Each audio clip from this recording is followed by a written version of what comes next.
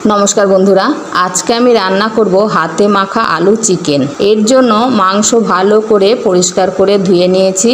এরপর আমি এখানে নিয়েছি পেঁয়াজ, আদা, রসুন, কাঁচা লঙ্কা, টমেটো আর এখানে নিয়েছি একটা কড়াই। এবারে এই কড়াইয়ের মধ্যে নিয়ে নেব মাংস আর একে একে দিয়ে দেব হলুদ, কাশ্মীরি লঙ্কা গুঁড়ো, জিরে গুঁড়ো, ধনে গুঁড়ো, টমেটো কুচি, দারচিনি, এলাচ, লবঙ্গ, টক দই, বেশ খানিক পেঁয়াজ কুচি, পরিমাণ মতো নুন, গরম মশলা, 1.5 কাপ কাঁচা সর্ষের তেল, আদা, রসুন, কাঁচা লঙ্কা বাটা সমস্ত কিছু দিয়ে ভালো করে মেখে নেব।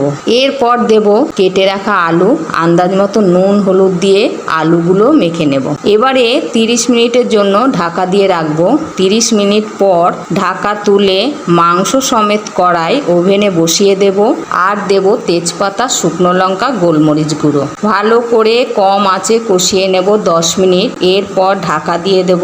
10 মিনিট পর ঢাকা তুলে একটু নাড়াচাড়া করে দিয়ে দেব পরিমাণ মতন জল। এবারে আবারও ঢাকা দিয়ে রাখবো 10 মিনিটের জন্য কম আঁচে।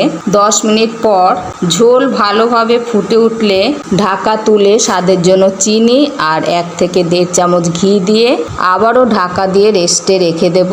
এরপর নামিয়ে গরম গরম ভাত, রুটি, পরোটা সব কিছুর সাথেই পরিবেশন করতে পারেন। ধন্যবাদ।